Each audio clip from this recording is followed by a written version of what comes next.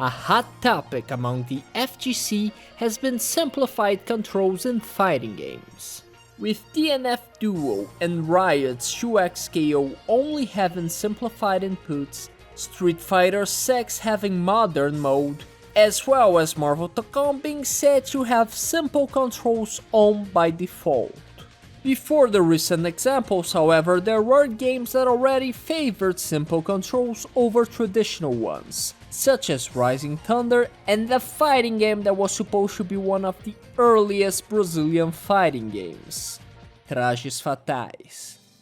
Trajes Fatais, which translates to Deadly Costumes, is a fighting game that was developed by Onanin Studio. The game is a sprite-based 2D fighting game that features simplified controls with only one attack button. Similarly to Super Smash Bros., all moves are based on directional inputs. Pressing the attack button by itself performs a neutral move, but pressing it with a direction performs a unique move. The game has a very unorthodox health bar system, where health bars are divided by 5 circles. The game has damage scaling on combos, and basic, meterless combos follow the traditional logic of weaker attacks comboing into stronger ones. The special meter has 4 bars that can be filled by attacking. Oh yeah, and I didn't mean to say filled by hitting attacks. Similarly to Third Strike, this game has meter buildup on whiff. Meter carries over rounds and can be used to dash cancel moves into one another, and for supers. Supers are the only instances where the game uses quarter circle motions. Meter can also be used defensively while being under pressure by an opponent. There are also quite a few meterless defensive options, such as throw breaking and ground and wall recovery. The game also has a decent variety of movement options with dashes, running, jumps and hops. The premise of Trajes Fatais is that a mayor of a city threw a birthday costume party at his mansion for his daughter, and invited a bunch of locals to it. However, during the party, a mysterious entity manifested itself within the mayor's mansion, and formed a magical prison around the mansion, preventing anyone from getting out. All the guests were bestowed powers based on their costumes, and now they are forced to fight each other to earn their freedom. The characters, referred to as the guests, are designed with this premise in mind. For example, Lucy Fernandes, yes, the name was supposed to sound like Lucifer, was wearing a devil costume. So now she has devilish powers, such as making her tail fiery and whipping her opponents with it. Cristiano, who was dressed as an angel, can fly, and Lorenzo, who was dressed as a cangaceiro, a member of the cangaço, a movement of social banditry that took place in the hinterlands of the northeast region of Brazil during the 19th and 20th centuries, gets the powers of shanking his enemies. Huh. He really got the short end of the deal, huh? Characters also have counterparts called B-sides, which are simply alternative versions of themselves with different moves, similarly to the Orochi characters in the King of Fighters series.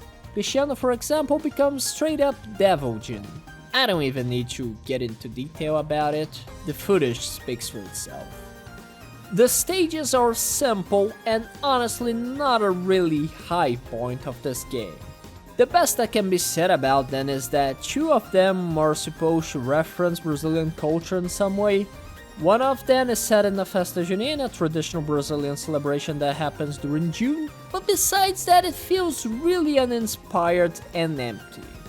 Another one, I believe that is supposed to be in the backyard of the mansion, has a decent aesthetic and has a few characters faintly appearing in the background, including a reference to Carreta Furacão, a Brazilian kids party troupe that became famous online around the 2010s.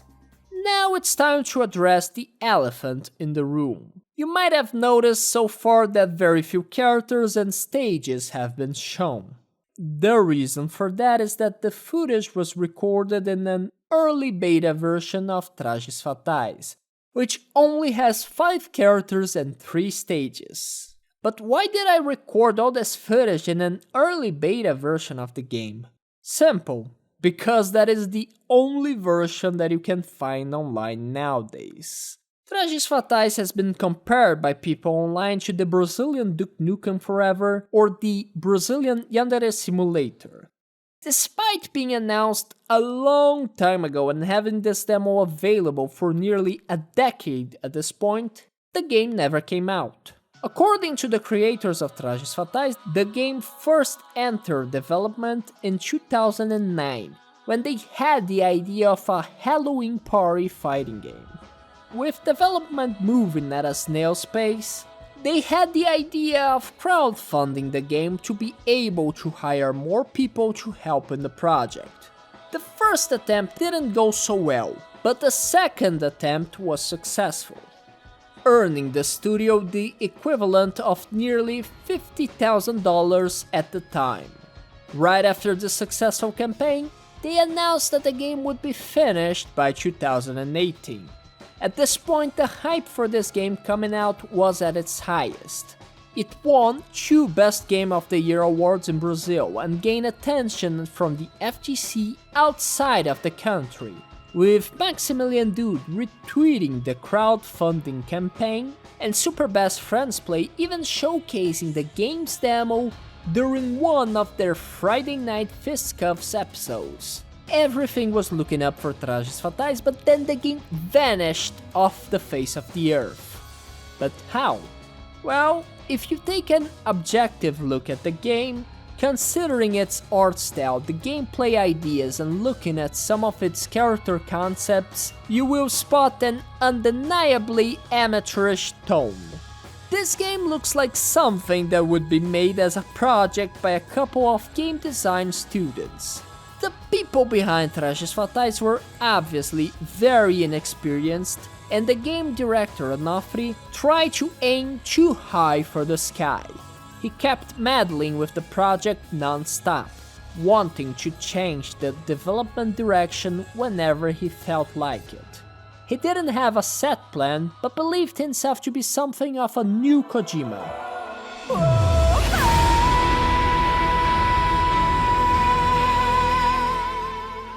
Thinking that his game would have a great impact, even being capable, in his words, of changing the world. Onofre, however, was not only inexperienced in game development, but also in financial management. He gave all the money that the game earned through crowdfunding to his boyfriend to manage. And guess what? His boyfriend stole all of it. With no money left, Trajes Fatais seemed to be doomed. However, the developers working on the game believed in the project so much that they agreed to work for free to finish the game, with one of them even selling his car and house to help the project. But as the project kept going on and Onofre would insist on changing directions non-stop, with no ending in sight, over time people left the studio, taking with them the copyright of many of the assets that they made for Trajes Fatais, and leaving the game in an incredibly buggy state. Onofre insisted until the very end that his opinion was the only one that mattered, that he was the only one sensible enough to understand how to make a great pixel art 2D fighting game. Alone in a sunken ship, he swears until this day that the game will eventually be released. 2 of the developers behind Trajes Fatais, including the guy who sold his house and car, went on to form Statera Studio, and they developed Pocket Bravery, a well-made, fully released Brazilian fighting game available on Steam, PS4 and 5, Xbox One and Series XS, and the Nintendo Switch. Due to the Trajes Fatais fiasco, when Sotera Studio tried to crowdfund Pocket Bravery, and people realized that they were developers that worked on the unfinished game, understandably, no one felt like investing in it. It wasn't until the game was fully released that people realized that this wasn't going to be another cash grab campaign. But Pocket Bravery wasn't the only game to be affected by the disaster of Trajes Fatais. Trajes Fatais caused irreparable damage to the credibility of Brazilian game development studios. To this day, people will mostly assume bad faith whenever an indie game studio starts a crowdfunding campaign.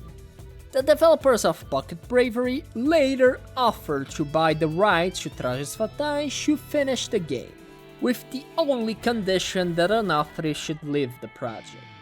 The latter didn't take the deal, insisting that he was the only one capable of carrying forward his vision, that he's going to be eventually apparently the king of the world and yada yada. And so, until this day, Trajes Fatais remains an unfinished game that is probably never going to come out. Trajes Fatais is the kind of game that, to be honest, had not much going on for it besides the oddity factor, for being one of the earliest Brazilian fighting games. It was a game of potential, of curiosity, and nothing else. One of its big selling points for Brazilian supporters was the elements referencing Brazilian culture, such as the mythological figure of the Saci Pererê, regional stereotypes, a crass stereotype of indigenous Brazilian people, and the appearance of one traditional Brazilian Mardi Gras costume. Most of them remained present only in concept arts, and I'm afraid that they were most likely never going to make to a final build regardless. They were most likely there only to justify attempts of requesting for governmental funding. Because here's a little secret about game development in Brazil. You can ask for a governmental financial investment for your game as long as it contains elements that are considered culturally relevant and can be educational.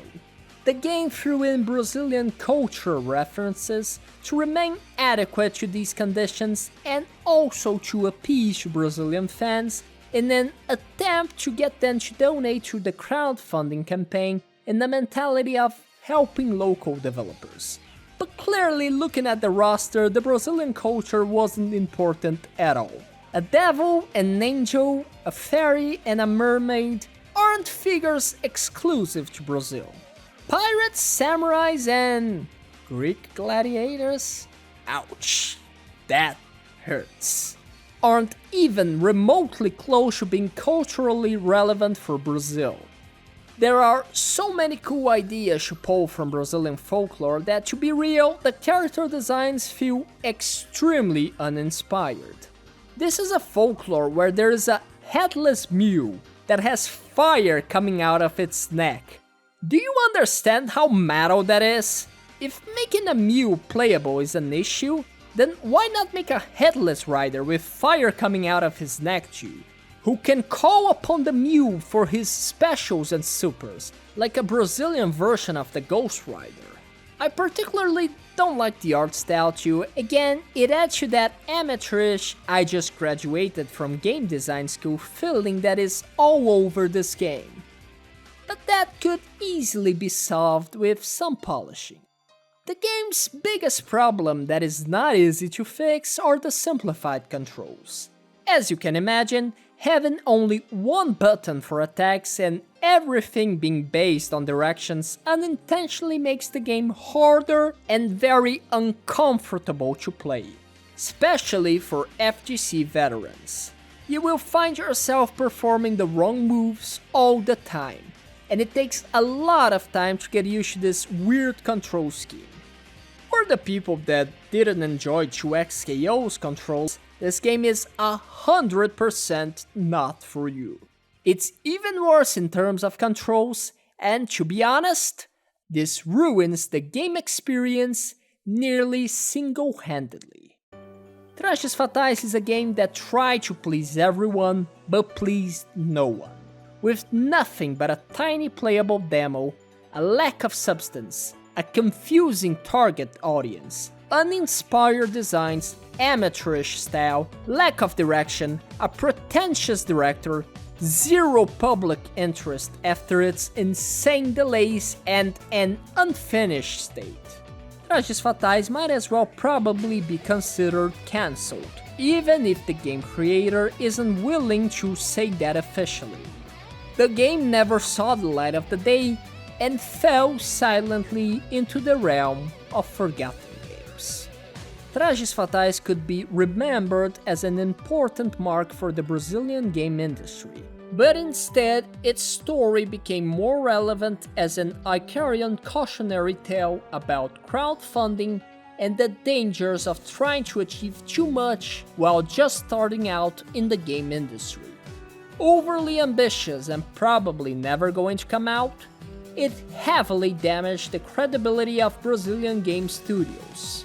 If anything, the good thing to come out of this whole ordeal was pocket bravery, which, unlike Trajes Fatais, was developed competently and was released as a functional and well-made fighting game. If you liked the video, please like, subscribe and leave a comment, and thanks for watching, and I'll see you in the next one.